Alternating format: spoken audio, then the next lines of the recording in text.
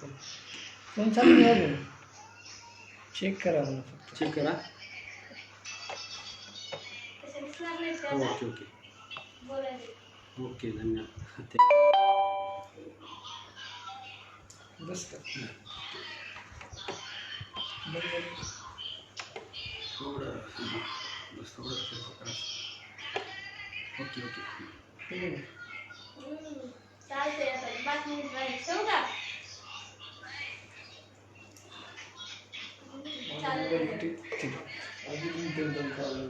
आवाज येतोय का? कानात असं कसं तुला ऐकू येईल त्यांचं कारण एक टाक आवाज येते का विचार.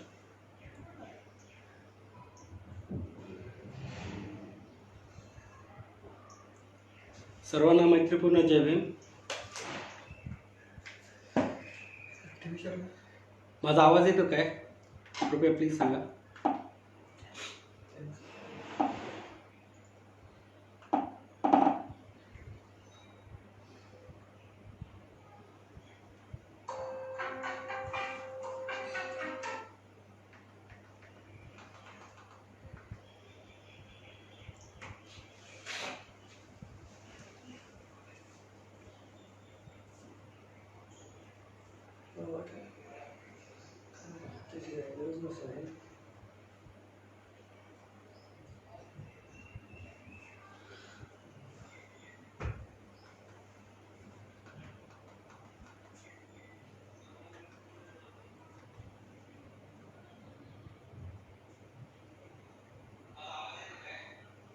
चालू झाले.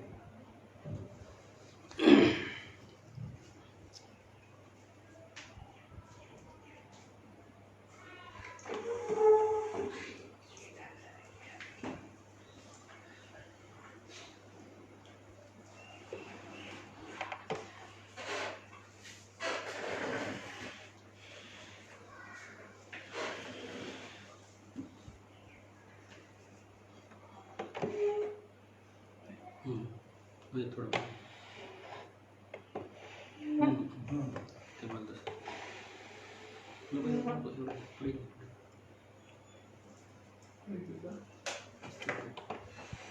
Okay okay. सारिका ताई आवाज येते ना? ठीक आहे ठीक आहे.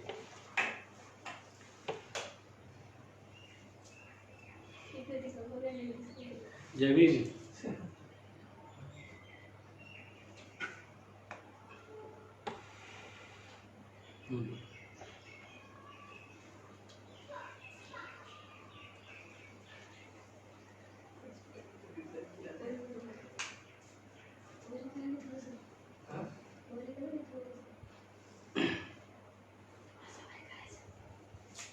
नीलेश जी जय भीम. बागुल सर जय भीम.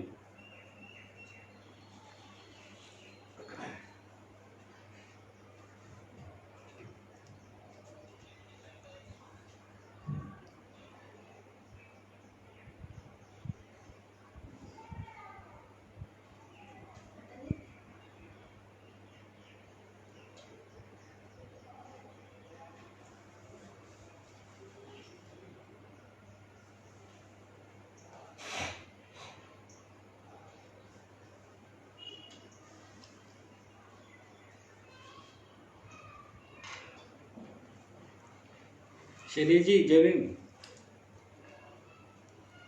धन्यवाद Bagul sir. Thank you.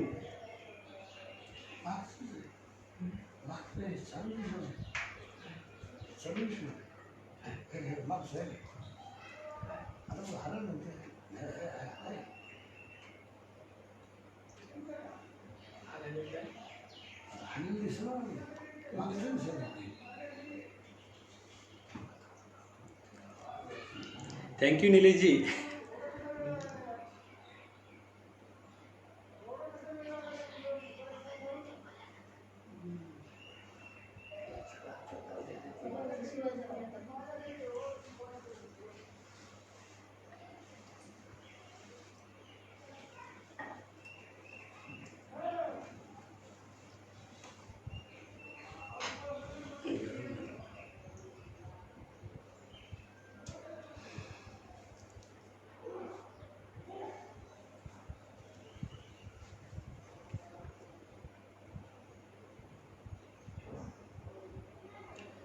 Deepak Khara sir, जय भीम.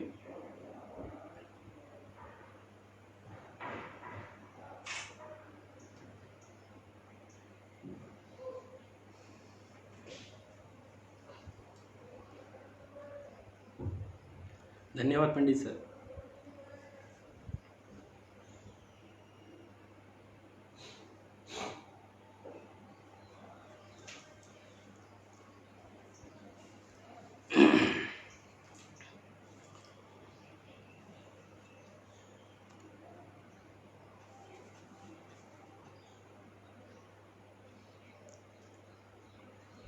आपल्या सर्व मित्रांना इन्व्हाइट करा. लवकर आपण आता 5 मिनिटात सुरुवात करतोय.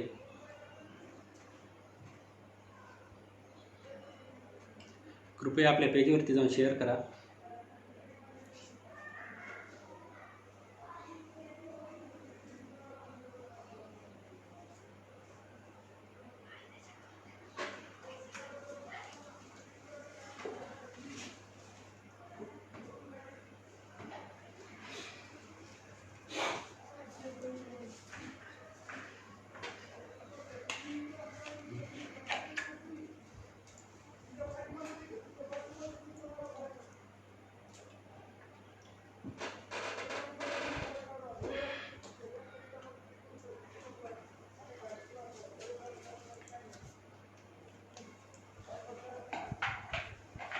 ओके.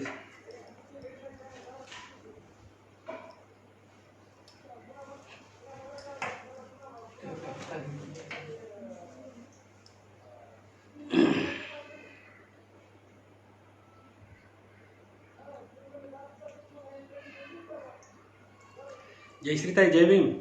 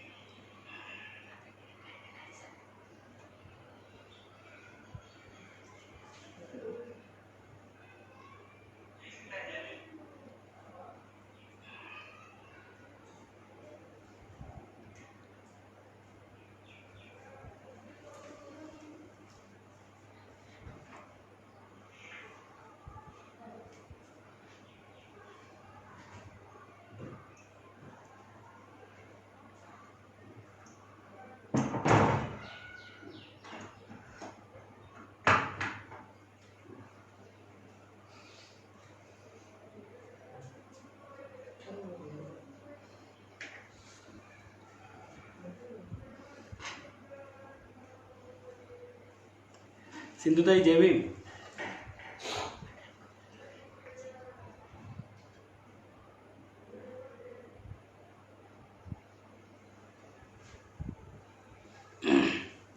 आवाज येत नाही. ठीक आहे.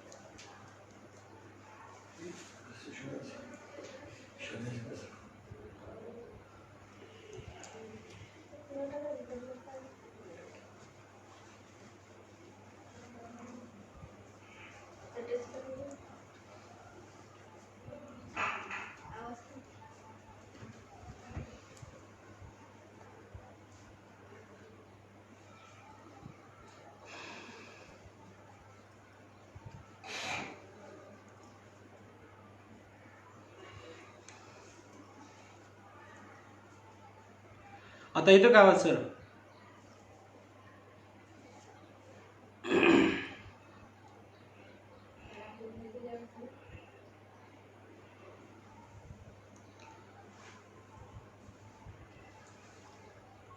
संतोष सुरसेसी, जय भीम सर.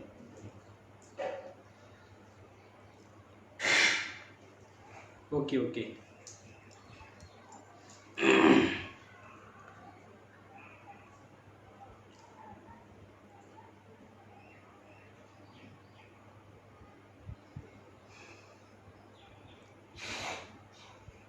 धन्यवाद संतोषजी.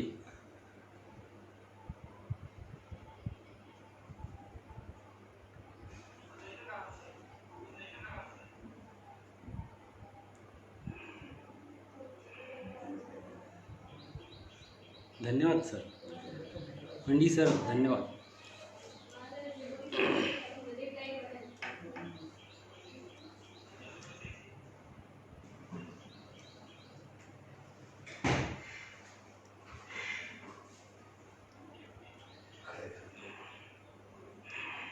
मीनाक्षीताई कर्नाटकहून जोडल्या गेल्यात. जमीनताई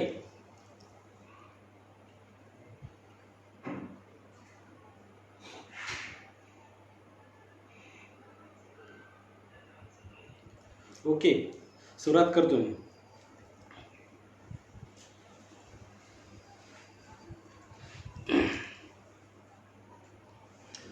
नमो तस् भगवतो अर्हतो सम्मा सम्बुद्धस्स.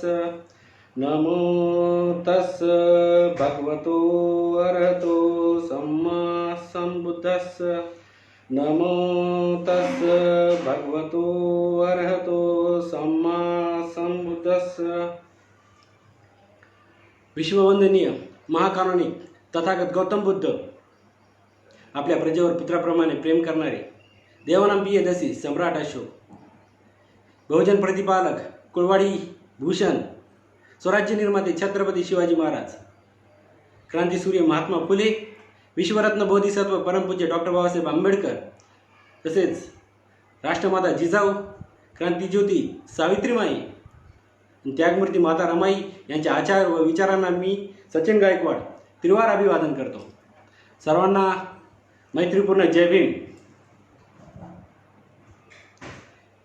1 मे ते 7 मे दरम्यान धम्मकाय फाउंडेशन आणि फेडरेशन यांच्या वतीने दररोज 11 ते 12 या दरम्यान बुद्ध पौर्णिमा उत्सव हा फेसबुक लाईव्ह साजरा केला जातोय. त्यानिमित्त विविध प्रशिक्षित उपासक हे वेगवेगळे विषय आपल्यासमोर घेऊन येत आहेत आणि मला देखील धम्मकाय फाउंडेशन व फेडरेशनने आज इथे विषय मांडण्याची संधी दिली, त्याबद्दल मी त्यांचे आभार मानतो. आणि या बुद्ध पौर्णिमेच्या निमित्ताने सर्व भारतीयांना मी हार्दिक शुभेच्छा देतो. आणि एक विनंतीसुद्धा तुम्हाला करू इच्छितो आहे की सर्वांनी घरीच राहून सोशल डिस्टन्सिंगचे पालन करून मोठ्या उत्साहात ही जयंती साजरी करावी. ह्या विषयाला एक सुरुवात करण्यापूर्वी एक गोष्ट मी तुम्हाला सांगू इच्छितो, अगदी खात्रीशी सांगू शकतो. जर समाजात तुम्हाला यश वैभव कीर्ती वाढवायची असेल तर ही पुढील 30 मिनिटे शांत चित्ताने तुम्ही ऐकावेत. याचा एक मी खात्रीशीर उपाय तुम्हाला सांगणार आहे, ते पण भगवान बुद्धाच्या अमृतवाणीतून. तर चला मग आपण सुरुवात करूया महामंगल सूक्ताला. महामंगल सूक्त हे त्रिपिटकाच्या शुद्ध पिटकातील खुद्दक निकायाच्या सुत्त निपातील अतिशय सुंदर असं हे सूक्त आहे. अतिशय प्रसिद्ध असं सूक्त आहे. आणि चला मग आता समजून घेऊया त्यांच्या सुंदर अशा गाथेमधून. एवं मे सुतं एकं समयं भगवा सावत्यं विहरति जेतवने अनाथ पिंडिकस्य आरामे अथिकोऽयतरा देवता अभिकंताय रत्या अभिकंतवन्ना केवल कप्पं जेतवनं उभासेत्वा येन भगवतेनोपसंगमित्वा भगवन्तं अभिवादयित्वा एकमन्तं 88 एकमन्तं ढिताखोसासा देवता गातायज्जभासी.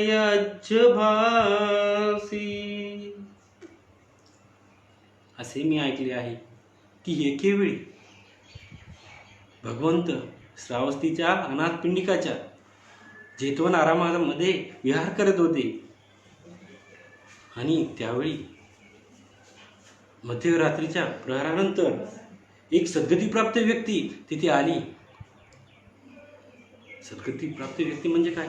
जसं काय तिने सगळं काही तेजोमय कांतीची ही व्यक्ती आली आणि भगवंताच्या बाजूला जाऊन उभी राहून म्हणाली, भगवंत तुम्ही आम्हाला. ती म्हणाली, बहुदेवा मनुसाच मंगलानी अचिंतयू आखंक मानसोत्थानं ब्रूहि मंगलमुत्तमं ब्रूहि मंगलमुत्तमं. बहुदेवा मनुष्याच मंगलानी अचिंतयू. अनेक सद्गती प्राप्ती व्यक्तींनी, मनुष्यांनी कल्याणाविषयी कल्याणाची इच्छा करत मंगलाचे खूप चिंतन केले. भगवंत आपण उत्तम मंगल कोणते ते सांगावे. नेमकं कोणतं वास्तवात उत्तम मंगल आहे? मंगलाविषयी बोलायचं म्हटलं तर 25 वर्षापूर्वीची ही घटना आहे. 25 वर्षा घटनापूर्वी मंगलाविषयी वेगवेगळ्या धारणा असतील. आजही आपण पाहतो की समाजात मंगल अमंगल एक नेमकं कोणतं आहे, काय आहे, याविषयी आपल्या वेगवेगळ्या धारणा आहे. तर त्या काळात तर खूप वेगवेगळ्या अंधश्रद्धा असू शकतात. आज आपण बाहेर पडलो, एखादी मांजर आडवी गेली तर आपण म्हणतो अरे अमंगल झालं. एखादं प्रेत स्मशानात जाताना आपण पाहिलं तरी म्हणतो आपण अमंगल झालं. एखादा दिवस आपण शुभ मानायला लागतो, एखादा तीर्थ शुभ मानायला लागतो, एखादी घटना आपण शुभ मानायला लागतो. मग नेमकं मंगल अमंगल कोणतं आहे? तर भगवंतांनी अतिशय सुंदर अशा 38 उत्तम मंगलातून सांगितले की वास्तव हे उत्तम मंगल आहे. याप्रमाणे जर तुम्ही चाललात, तुम्ही आचरण केलं तर तुमचं कल्याण झाल्यापासून राहणार नाही. म्हणून भगवंत सांगतात, त्यांच्या अतिशय सुंदर गाथेमधून ते व्यक्त करतात. असेवनाच बालानं पंडितानंच सेवना पूजाच पूजनीयानं एतं मंगलमुत्तमं एतं मंगलमुत्तमं. असेवनाच बालानं. असेवना, सेवना म्हणजे संगत करणे, असेवना म्हणजे संगत करू नये. बालानं. आता पाहतोय आपण, आता या 1-1.5 महिन्यापासून खूप मोठं संकट आपल्या देशावरती आलेलं आहे. एव्हा पूर्ण जगावरच आलेलं आहे. एक मोठा व्हायरस आहे. त्या व्हायरसमुळे आपल्याला आयसोलेट व्हावं लागले, स्वतःला क्वारंटाईन करण्याची वेळ आज आलेली आहे. तो विषाणू एवढा घातक आहे की तो आपला खूप मोठे नुकसान करू शकतोय आणि खूप मोठ्या प्रमाणात जगात करतोय सुद्धा. तसा एक विषाणू म्हटलं काही वावगं ठरणार नाही. असा एक विषाणू आहे, जर तुम्ही त्याच्या संपर्कात आला तर तो तुमची हानी केल्याशिवाय वाचून राहू शकणार नाही.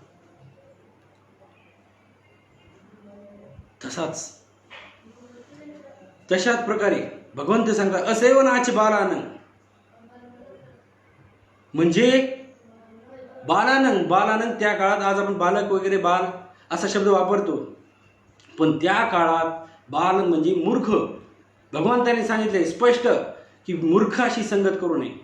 पहिल्यांदा या गोष्टीला प्राधान्य दिले. या उत्तम मंगलाला सर्व 38 मंगलापैकी सर्वात प्रथम प्राधान्य देण्याचं कारण म्हटलं तर तुम्हाला त्याची व्याप्ती समजून येत असेल.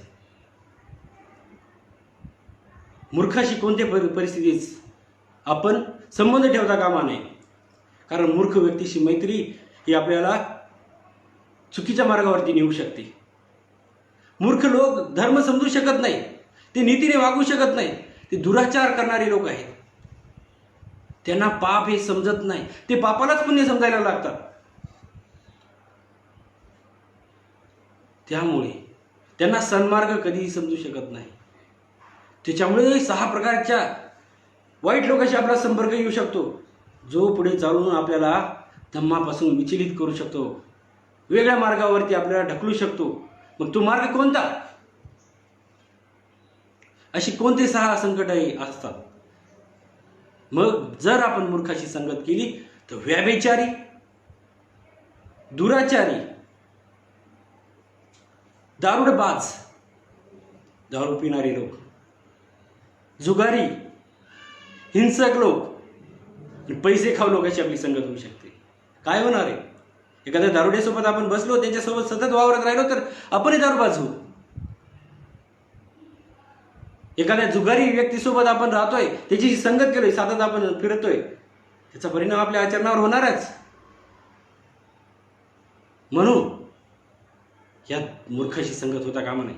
भगवंताने त्याच्या पुढे जाऊन सांगितलंय, चरंचे नादी गच्छेय सेय साधिस मतनो एकचर्यं दळहं कायरा नादी ना नथी बाले सहायता. जर ह्याच्या पुढे सुद्धा जाऊन जर तुम्हाला तुमच्या बरोबरीचा किंवा तुमच्यापेक्षा श्रेष्ठ व्यक्ती जर भेटत नसेल तर जगात एकटेपणाने वावरणे कधी उच्चतम आहे, श्रेष्ठ आहे. पण मूर्खाशी संगत कधीच नाही. हे मूर्ख आपल्या सोबत असू शकतात, आपल्या ऑफिसमध्ये असू शकतात, आपले मित्र असू शकतात, आपले कुटुंबीय असू शकतात. ते आपल्याला ओळखता आलं पाहिजे. अधर्मी लोक आपल्याला ओळखता आले पाहिजे, दुराचारी लोक आपल्याला ओळखता आले पाहिजे, आणि तेवढ्याच हिमतीने आपल्याला त्यांना नाकारता सुद्धा आलं पाहिजे. म्हणून भगवंत सांगतात की हे एक उत्तम मंगल आहे. मूर्खाशी संगत करू नये, हे उत्तम मंगल आहे. चला आपण दुसरा उत्तम मंगलाकडे जाऊया. दुसरं उत्तम भगवंतांनी सांगितलं आहे पंडितानांचे सेवना. मग आता मूर्खाशी संगत करायची नाही तर ही संगत कोणाशी करायची? तर ही संगत करायची पंडितांशी. सदाचारी, जे सदाचाराने वागतात, सन्मार्गाने जातात, अशा लोकांशी आपण संगत करणं गरजेचं आहे. हे पंडित लोक, हे शहाणे लोक,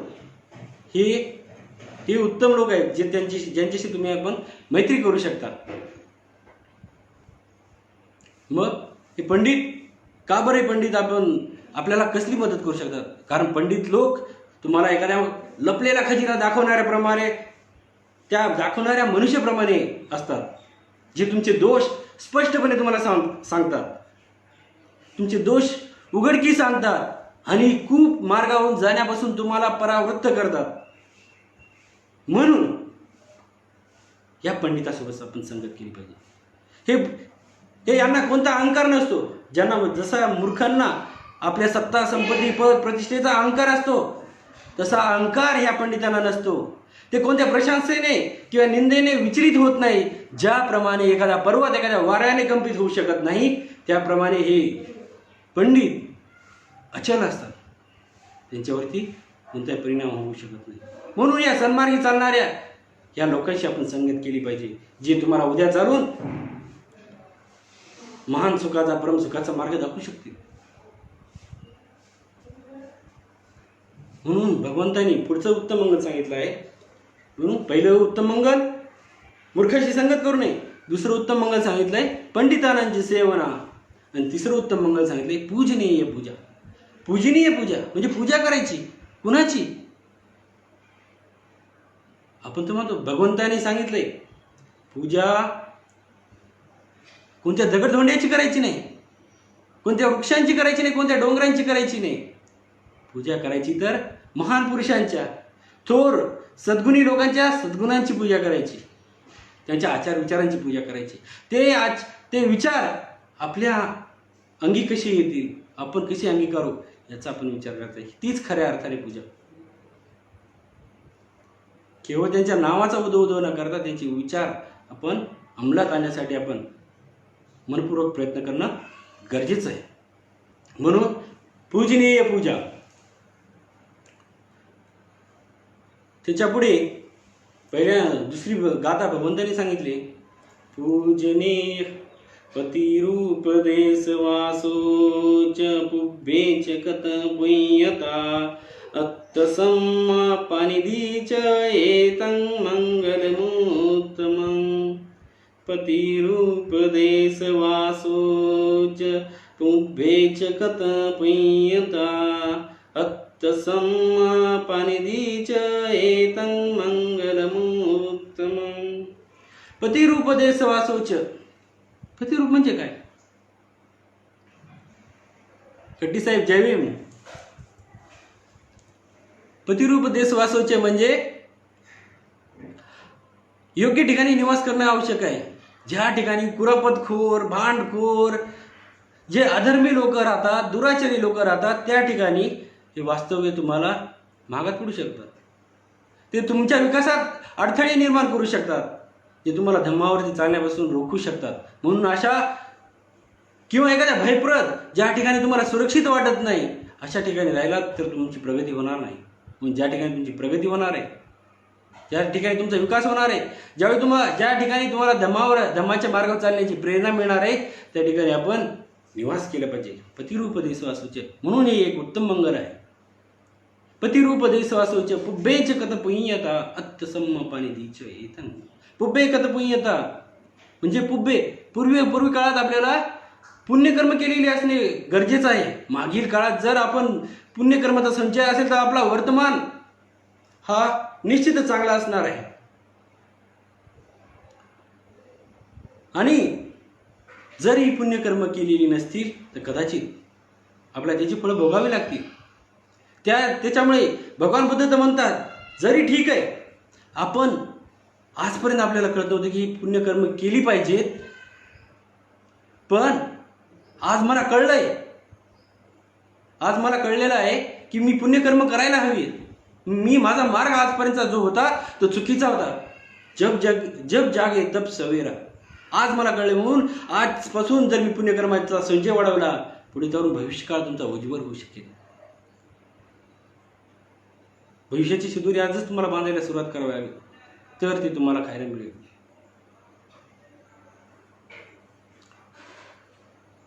म्हणून पुब्बे कथ पुण्यता. दाबे सर जय भीम.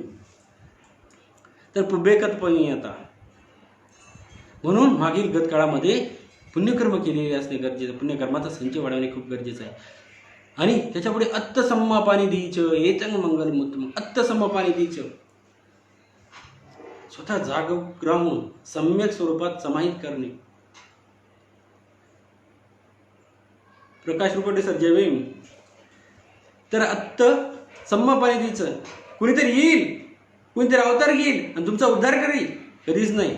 जे काही करायचं असेल तर ते तुम्हालाच करावं लागणार आहे. अत्तसम्मा पाणी दीच. आत्ताही अत्तनो नातो कोही नातो परोसिया. आत्ताही अत्तनो नातो, कोणी तुमचा दुसरा मार्ग असू शकतो काय? तुम्हाला चांगल्या मार्गावर नेण्यासाठी किंवा वाईट मार्गावर नेण्यासाठी दुसरा कोणी व्यक्ती त्याच्यासाठी जबाबदार असू शकत नाही. त्यासाठी केवळ जबाबदार असाल तर तुम्ही तुमचे मालक आहात. भगवान ते सांगतात, मी मार्गदाता आहे, मी मोक्षदाता बिलकुल नाही आहे. मी केवळ तुम्हाला मार्ग दाखवण्याचं काम करू शकतो. तुम्हाला चालायचं तरी तुम्हालाच. मी काही सांगू, मी तुम्हाला त्याच्यातून बाहेर, या दुःखातून बाहेर पडू शकतो. मी हे दुःखाचा मार्ग सांगितलाय, सुखाचा मार्ग सांगितलाय. दुःख कशी दूर करायची, चला त्या मार्गावरती चला आणि दुःख दूर करा. म्हणून भगवंतांनी पुढच्या गाथेत सांगितले, बाहू सच्चंच सी पंच विनयोच सुसैखितो सुभाषिताच या वाचा एतं मंगलमुत्तमं. बाहू सच्चंच सी पंच. बाहू म्हणजे अनेक, सच्चंच म्हणजे विद्या, अनेक प्रकारच्या विद्या, शिक्षण आपण घेतलं पाहिजे. सतत आपण ज्ञानाची कास धरली पाहिजे. आपण सतत शिकत राहिलं पाहिजे. बाबासाहेब म्हणतात, आजन्म आपण विद्यार्थी असले पाहिजे. आपली ज्ञानाची भूक ही कधीच क्षमता कामा नये. जर आपल्याला या दुःखातून बाहेर निघायचं असेल तर आपल्याला ज्ञान हे वाढवत राहावं लागेल. ज्ञानाची कक्षा आपल्याला रुजवावी लागेल. डॉक्टर बाबासाहेब कधी थांबलेत?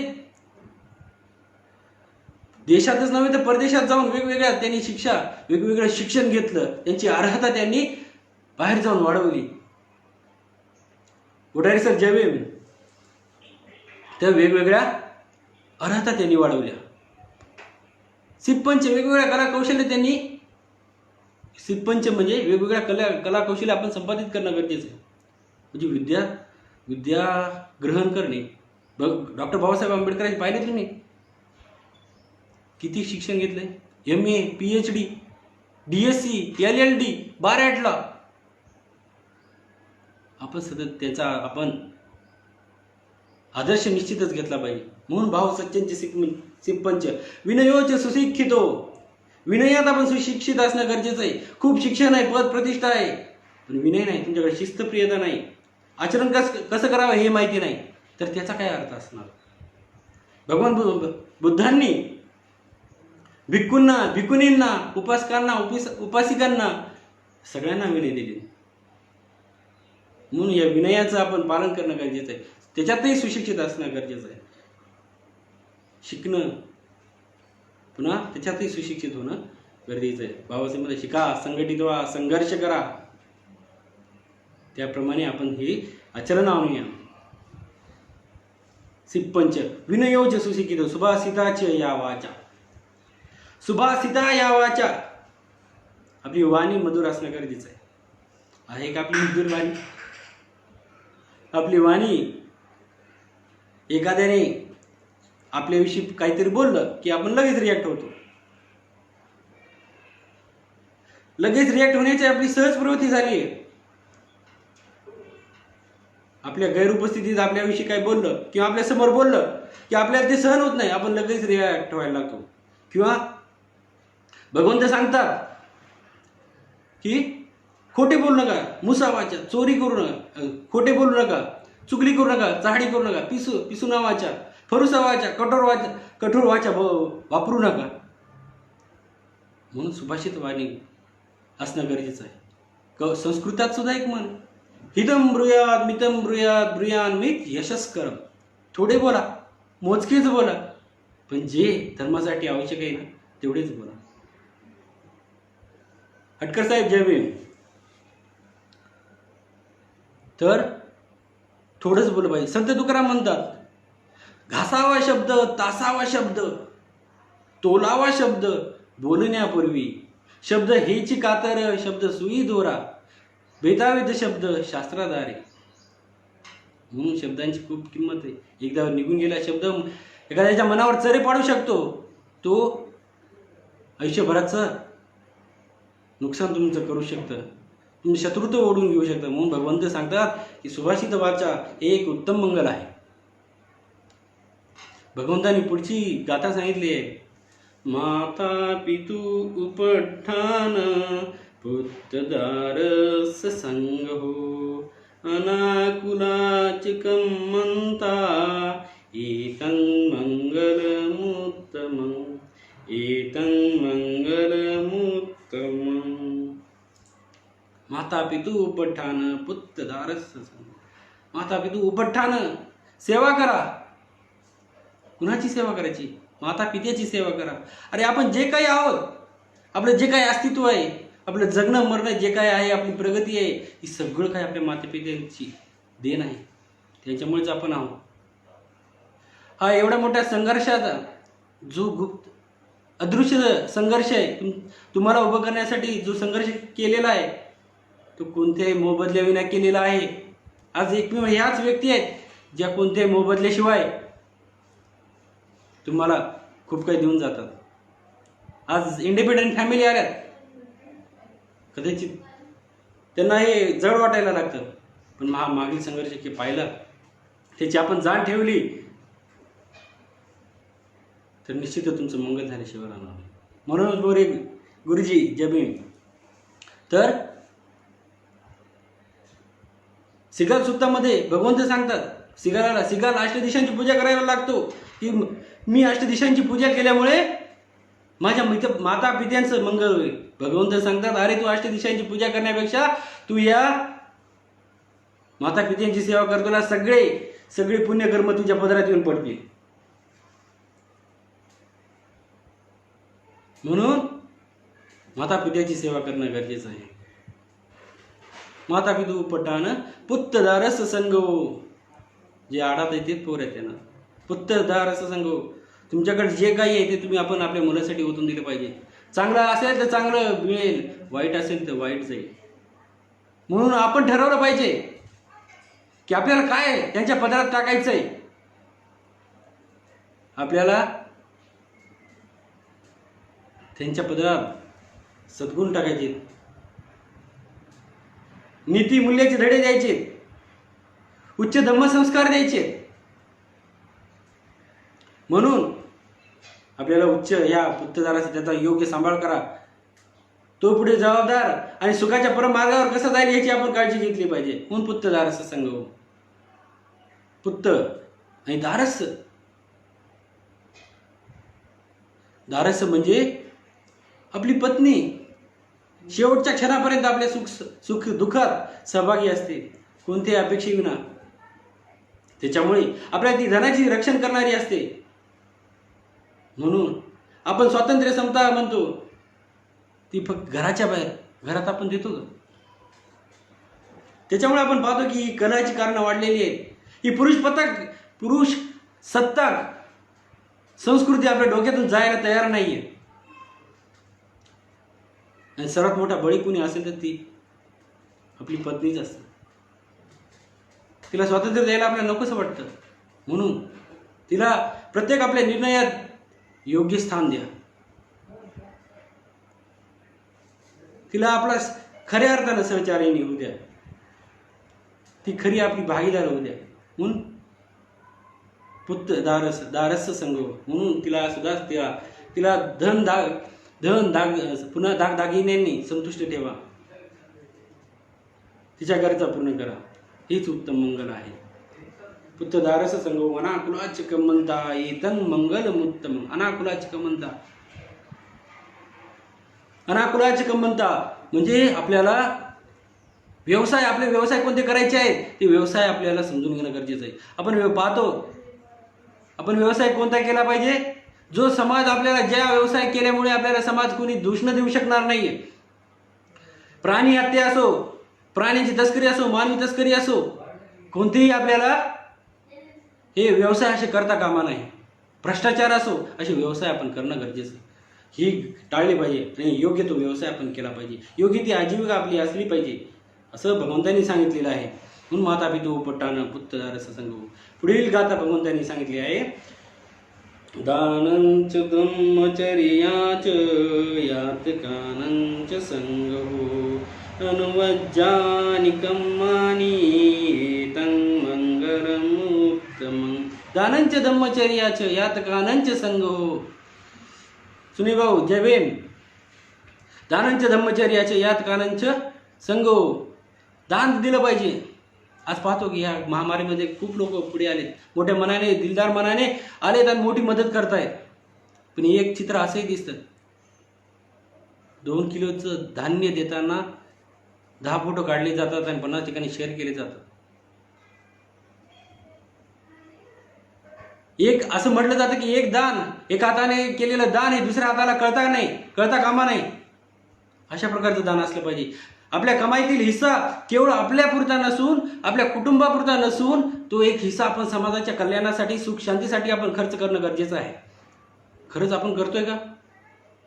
एवढंच नव्हते तर त्याच्या पुढे जाऊन सांगतो की भगवंत म्हणतात की हा दान हे धम्माच्या प्रचार व प्रसारासाठी खर्च झालं पाहिजे. आपल्याला कुठे प्रसिद्धी मिळेल का, आपलं नाव येईल का, आपल्या नावाचा प्रचार होईल का, याची आपण मात्र नेहमी दरवेळेस काळजी घेत असतो. मी दान दिले, पण तू खरंच समाजात त्या प्रचारासाठी आपण खर्च करतोय का हे पाहणं आपण गरजेचं आहे. म्हणून लोक कल्याणाकरिता आपण हे खर्च केलं पाहिजे. आपण दानाची किती मोठी मोठी आदर्श उदाहरणं आपण पाहू शकतो. अनाथ पिंडिकाने किती मोठं महान दान केलं, करोडोचं दान केलं त्या काळामध्ये. 2500 वर्षाखाली सोन्याच्या मोहरा जेतवनामध्ये अंतरून. महान सम्राट अशोक 84,000 स्तूप बांधली. किती मोठं दान आहे. माता विशाखा माता अम्रपाली या किती मोठे आपल्या समोर उदाहरण आहेत. आपण याचा आदर्श आपण निश्चित घेतला पाहिजे. म्हणून दानांचे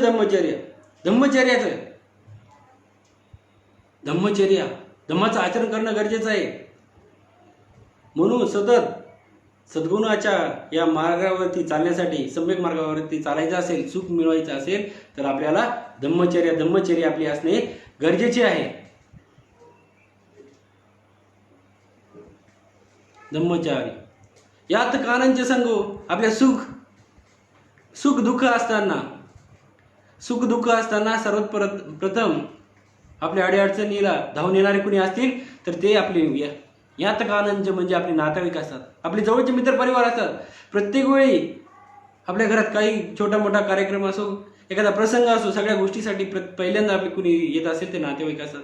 आपल्याला पैशाची चणचण बसली, आपण कोणत्या मोठ्या आपल्याला आरोग्यासाठी आपण काहीतरी आजारी पडले, तर आपल्यासाठी सुरुवातीला कोणी येत असेल फक्त ती नातेवाईक आहे.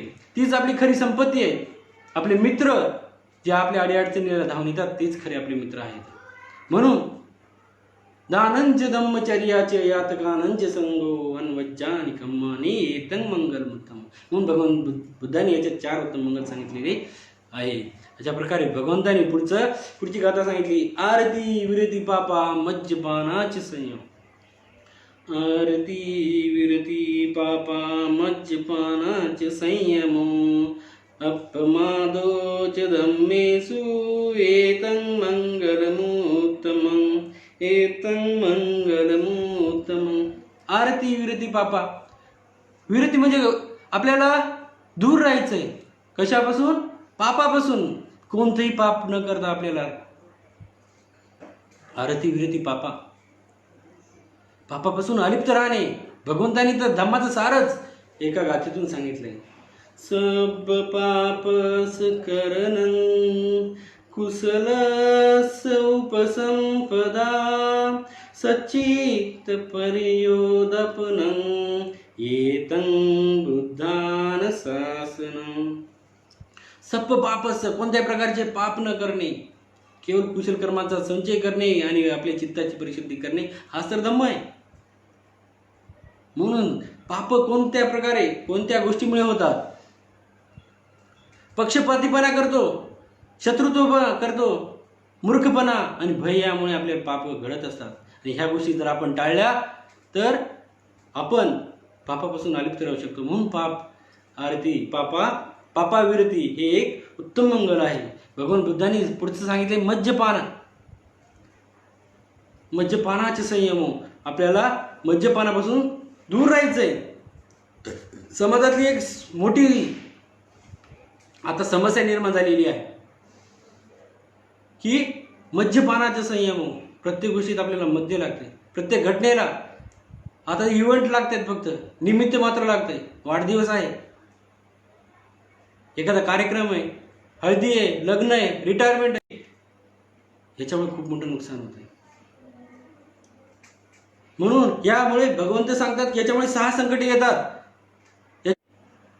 याच्यामुळे तुमच्या संपत्तीचा नाश ओढवतो.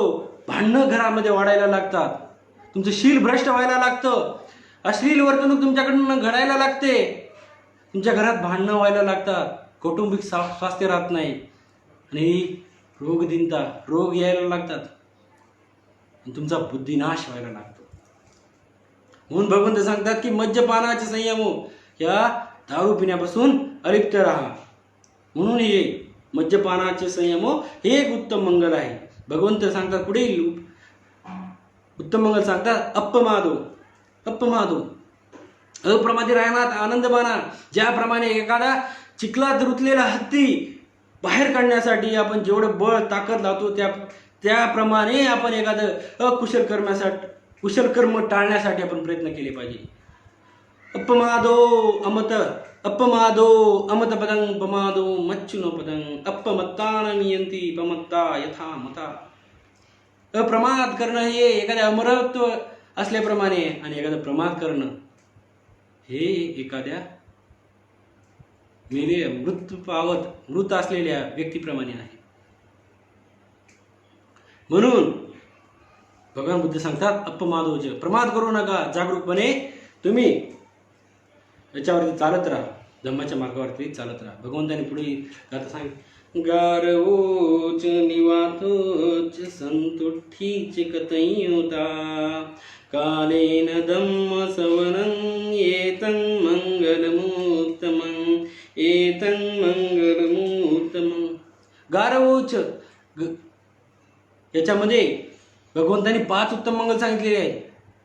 गारव म्हणजे गौरव करा. कोणत्या लोकांचा गौरव केला पाहिजे? ज्या लोकांनी तुमचं आयुष्य बदलून टाकले, ज्यांनी तुम्हाला धम्माच्या मार्गावर आणले, ज्यांनी तुम्हाला सन्मार्ग दाखवलाय, त्याचा आपण गौरव करणं गरजेचं आहे. गारवोच निवातोच, विनम्र राहा. जे मिळाले त्याच्यामध्ये तुम्ही त्याचा उदो करू नका, त्यासाठी तुम्ही विनम्र राहा. त्यापासून समताभाव आपण ठेवणं गरजेचं आहे. संतुष्टीचे कथून होता, संतुष्ट राहायला शिका. आज पाहतोय आपण संतुष्ट दिसत नाही. समाजात पाहतोय आपले 10,000 रुपये पगार मिळते, नाही आपल्याला वाटते 25,000 मिळावी. 25,000 मिळायला लागली, 50,000 मिळावीशी वाटते. मोटरसायकल मिळाली, कार असावी वाटते. गरजांना कुठे अंत नाही. शेजाऱ्याने घेतली, माझ्या मित्राने घेतली, मलाही घ्यायची. 1760 कर्ज करून ठेवायची, मग ती फेडता फेडता नाकी न देतात. खोटा आव्हान आणण्यासाठी फक्त केवळ. त्याच्यामुळे संतुष्ट जे आहे त्याच्यात संतुष्टता माना. कतई होता कृतज्ञता व्यक्त करा. कृतज्ञता आपण व्यक्त करणं गरजेचं आहे. ज्या लोकांनी आपल्यावरती खरोखर उपकार केलेले आहेत, जे खरंच आपले कल्याण मित्र आहेत, ज्यांनी आपल्याला सन्मार्ग दाखवला, त्यांच्याविषयी आपण कृतज्ञता व्यक्त करणं गरजेचं आहे. ती कृतीयुक्त दाखवा. म्हणून कृतज्ञ होता. पुढील भगवंतांनी सांगितले उत्तम मंगल धम्म सवनं. आपण अराजकतेच्या वाईट मार्गावर कुमार्गावर जात असू, पण आपल्याला सन्मार्ग कोण दाखवणार? तर कसं काय कळणार आपल्याला? तर धम्म सवनं, धम्माचं श्रवण केल्याशिवाय आपल्याला कसं काय कळणार की हा नीतीचा मार्ग आहे, हा योग्य मार्ग आहे, हा सम्यक मार्ग आहे, अष्टांगिक मार्ग आहे. म्हणून तुम्हाला ज्या ठिकाणी ज्या वेळेस धम्माचं श्रवण करण्यास मिळेल, तेव्हा आपण संधी गमावता कामा नये. नाही तो माझ्या पक्षाचा कार्यक्रम नाही, त्या माझ्या पक्षाची माझ्या संघटनेची धम्मपरिषद नाही, त्या माझ्या पक्षाचं माझ्या संघटनेचं धम्मपरिषद नाही म्हणून मी जात नाही. अरे पण धम्म आहे, भगवंताची वाणी आहे, त्याच्यात कशाला तुम्ही भेद करता? जिथे कुठे धम्माविषयी चर्चा करत असतील, धम्मावरती शिबिर होत असेल, तर त्या ठिकाणी आपण जाऊन धम्माचं श्रवण केलं पाहिजे. त्याच्यामुळे आपल्याला योग्य तो मार्ग, आपल्याला राजमार्ग मिळू शकतो. म्हणून धम्म श्रवण.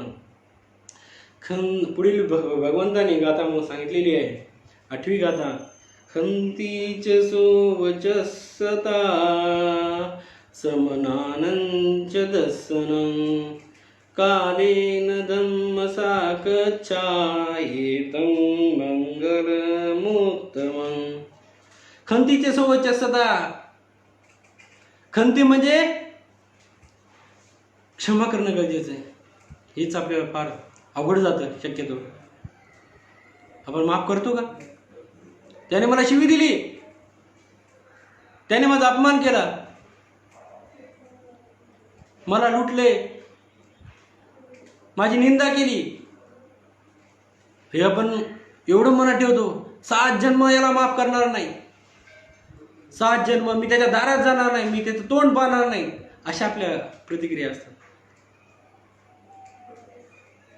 आणि त्याने आपल्याविषयी केलेली प्रतिक्रिया, त्यालाही आपण प्रतिक्रिया देतो. त्याने 1 शिवी दिली, आपण 2 शिवी देऊ. त्याच्या जास्त प्रमाणात आपण रिॲक्ट व्हायला लागतो. म्हणजे त्याच्याविषयी एवढी द्वेषभावना वाढवतो. मी आता सूड घेतल्याशिवाय राहणार नाही, मी त्याला सोडणार नाही, अशी भावना आपल्यामध्ये निर्माण होते. आणि ते दुःख तो विस्तो आपल्या हृदयात आपण जळता ठेवतो. आणि तो विस्तो आपण त्याच्यावर फेकणार, म्हणजे पहिला चटका आपल्याला बसणार.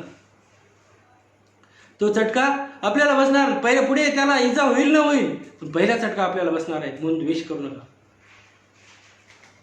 भगवंत सांगतात क्षमा करा. क्षमा केली की तो प्रश्न तिथेच मिटला, संपलं, विषयच संपला. पण विषय संपवायचा कुठे असतो आपल्याला? नाही, मी त्याला सोडणार, अशी भावना आपली होता कामा नये. म्हणून भगवंत सांगतात की खंती क्षमाशील असणे हे आवश्यक आहे. हा एक उत्तम मंगल आहे. सोवचसता, मृदुभाषी असणे गरजेचं आहे. म्हणजे आता खंतीच सोवचसता म्हणजे माफ करणं. जरी त्याने शिवीगाळ केली, आपल्या दोष दिला, निंदा केली, अक्कोची मग अवधी मग अजिनी मग आसी मे ए चितंग उपनयंती वेरंग ते संग. मला मारलं, मला लुटलं, मला शिव्या दिल्या, माझा अपमान केला, माझी निंदा नाली की असं काही म्हटलं त्याला असं मला केलं असं म्हणत राहिलं तर आपला वैर कधी संपणार नाही. मग वैर कसं संपणार? मृदू भाषा असणं गरजेचं आहे. आपण गोड बोललं पाहिजे, थोरा मोठ्यांचा आपण आदर केला पाहिजे.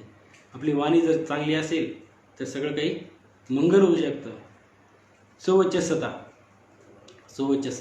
म्हणून आपली वाणी ही उत्तम असली पाहिजे. पुढील उत्तम मंगल सांगितले श्रमणांचे दर्शन, श्रमणांचे दर्शन करणे हे उत्तम मंगल आहे. आज श्रमणांचं दर्शन कसं होईल याच्यासाठी आपण सतत प्रयत्न केला पाहिजे. सिद्धूजी जय भीम. श्रमण हे आपल्या संघाचं प्रतीक आहे. मग भगवंत म्हणतात की आपण या श्रमणांचं दर्शन केलं पाहिजे. जर श्रमणांकडे गेले, त्यांची आपण सेवा केली तर आपल्या धम्मदेशनाचा लाभ होऊ शकतो. आणि भगवंत सांगतात जे श्रेष्ठ शील, श्रेष्ठ ध्येय आणि श्रेष्ठ प्रज्ञेसाठी लढणारे जे माझे भिक्खू आहेत त्यांना मी वीर म्हणतो. आणि हे असे वीर लोक आपल्या समाजात तयार झाले पाहिजे. त्याच्यामुळे आपण सुरुवात करणं गरजेचं आहे. आपण त्यांच्या प्रति सेवाभाव वाढवणं गरजेचं आहे. मग भगवंत सांगतात की हे उत्तम मंगल आहे. त्याच्या पुढे जाऊन भगवंत सांगतात, पुढची गाथा सांगतात तपोच ब्रह्मचर्याच अर्य सच्चानदस्सनं निब्बान सच्चिकिर्याच एतं मंगलमुत्तमं.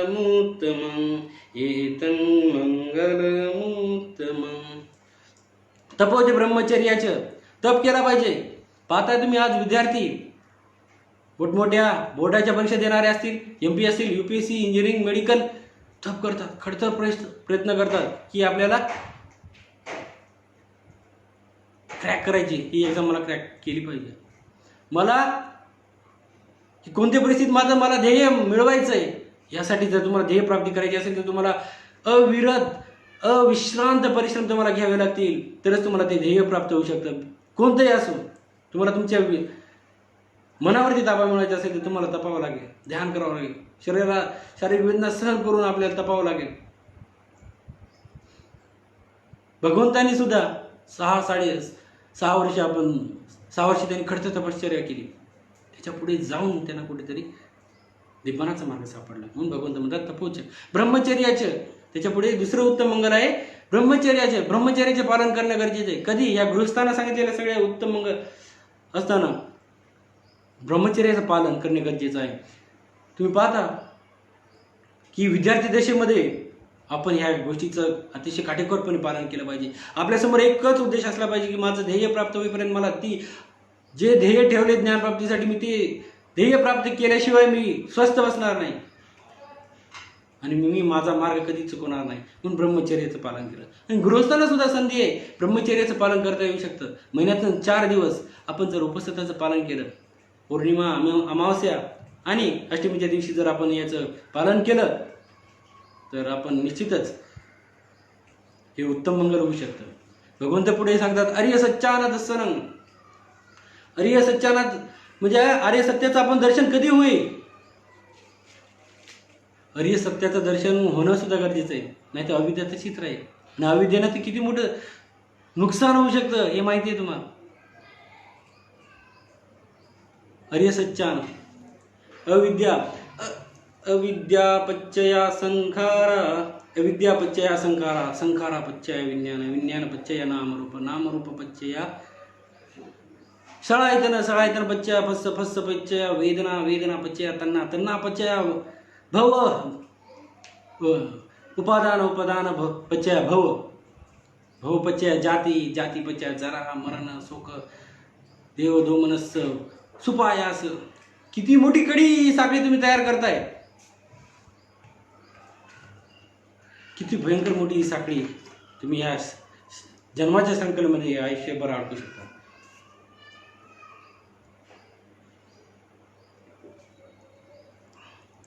म्हणून ही साखळी तोडायची असेल तर तुम्हाला हरिसत्याचं पहिल्यांदा दर्शन करणं गरजेचं आहे. पुढील भगवंतांनी सांगितले उत्तम मंगल सांगितलं आहे निब्बान सच्ची किर्याचं. निब्बान सच्ची निर्वाणाचा साक्षात्कार कसा करणार आहे तुम्हाला, त्याच्याही 4 पातळ्या आहेत. 4 पातळ्याशिवाय श्रोतापत्ती, सकदागामी, अनागामी, अर्हतपद, त्याच्यानंतर तुम्ही निपान मिळवू शकतो. आणि आपण सहज आपण म्हणतो एखादा व्यक्तीचं मृत्यू पावला तर आपण असं म्हणायला लागतो की निर्वाण झालं. तर हे योग्य आहे का? निर्वाण हे मृत्यू झाल्यानंतर मिळू शकत नाही. जर आपल्याला निर्वाण मिळवायचं असेल तर ते जिवंतपणीच मिळवावं लागेल, ते सुद्धा ह्या 4 टप्प्यातून.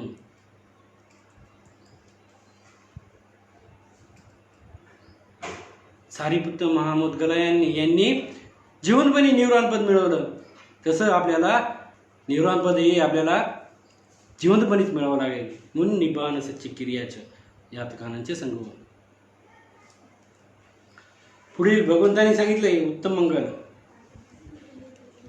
फुट्टस लोक धम्मेहि चित्तं यस्य न कंपति अशोकं विरजं खेमं एतं मंगलमुत्तमं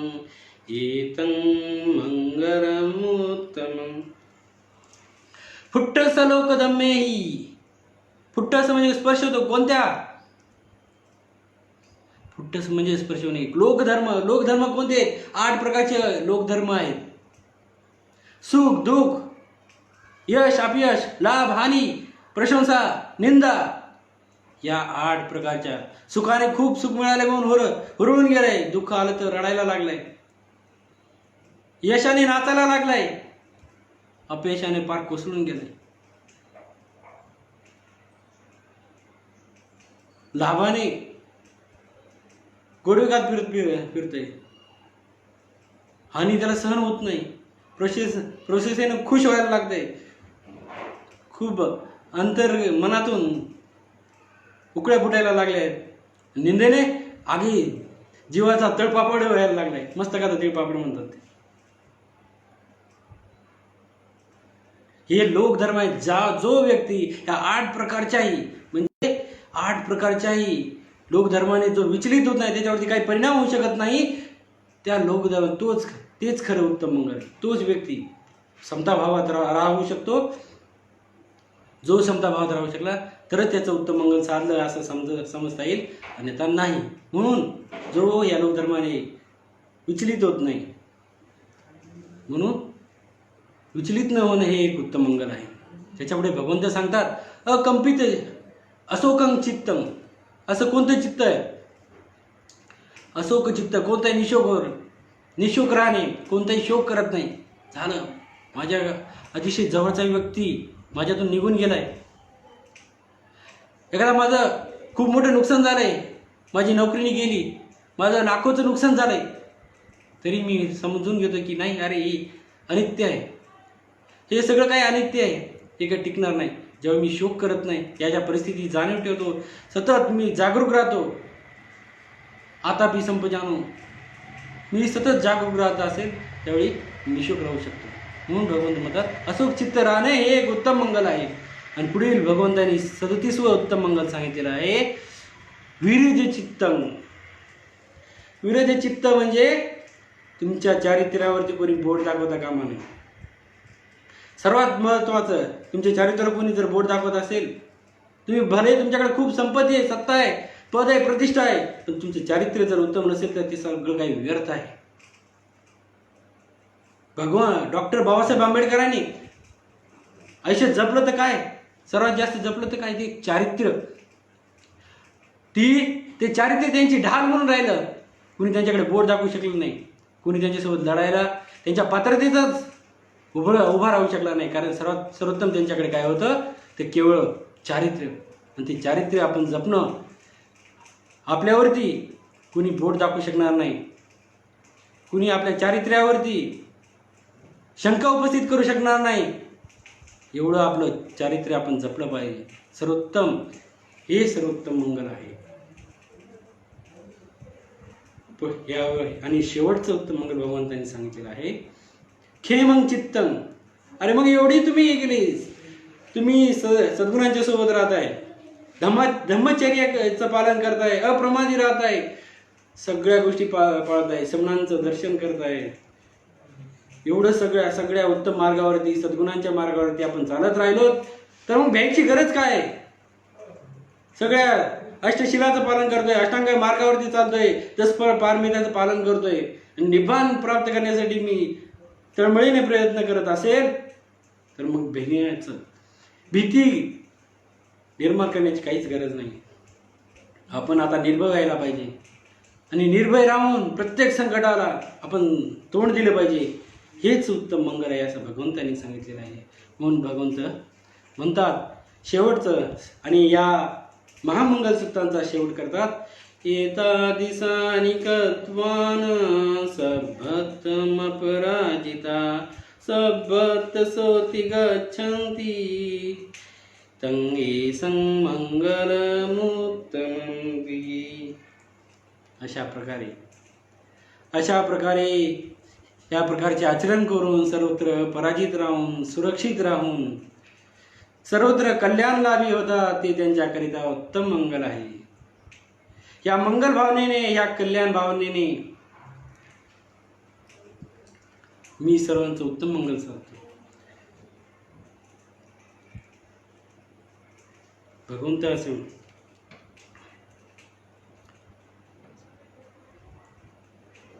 सुरुवातीपासून मग एकदा याचे उत्तम मंगल घेऊन आपण या प्रवचनाचा शेवट करूया.